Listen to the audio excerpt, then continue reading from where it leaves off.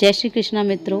आज मैं आपके लिए लेके आई हूँ निर्जला एकादशी महात्म। श्री भीमसेन बोले कि हे पितामह, भ्राता युधिष्ठिर, माता कुंती, द्रौपदी, अर्जुन, नकुल और सहदेव आदि एकादशी के दान व्रत करते हैं और मुझसे एकादशी के दिन अन्न खाने को मना करते हैं।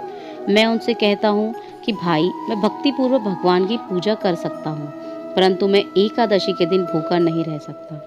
इस पर व्यास जी बोले कि हे भीमसेन, यदि तुम नरक को बुरा और स्वर्ग को अच्छा समझते हो तो प्रत्येक माह की दोनों एकादशियों को अन्न मत खाया करो। इस पर भीमसेन बोले, हे पितामह, मैं आपसे प्रथम कह चुका हूँ कि मैं एक दिन एक समय भोजन किए बिना नहीं रह सकता, फिर मेरे लिए पूरे दिन का उपवास करना कठिन है।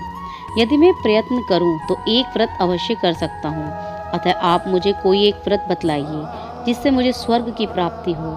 श्री व्यास जी बोले कि हे वायुपुत्र, बड़े बड़े ऋषि और महर्षियों ने बहुत से शास्त्र और बनाए हैं कि मनुष्य को दोनों पक्षों की एकादशियों का व्रत करना चाहिए, इससे उन्हें स्वर्ग की प्राप्ति होती है।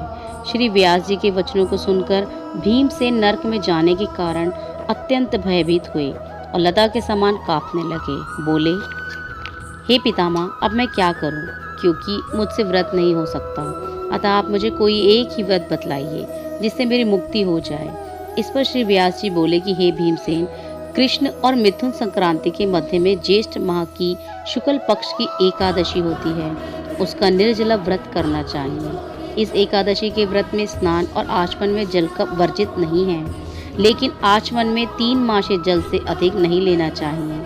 इस आचमन से शरीर की शुद्धि हो जाती है। आचमन में 7 मासे से अधिक जल मद्यपान के समान है। इस दिन भोजन करने से व्रत नष्ट हो जाता है।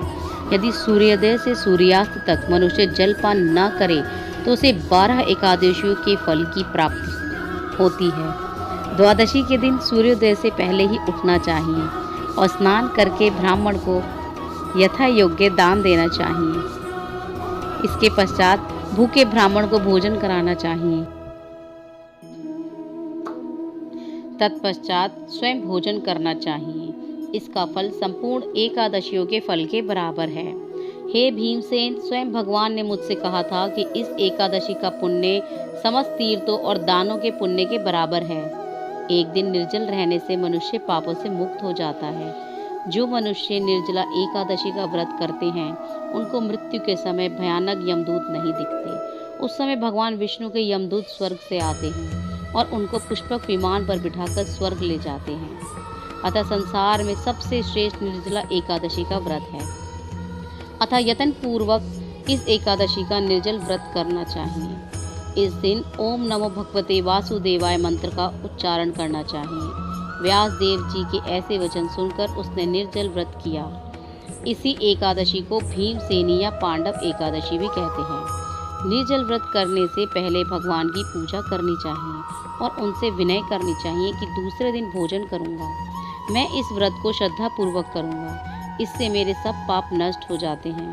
इस दिन एक बड़े वस्त्र से ढककर स्वर्ण सहित दान करना चाहिए।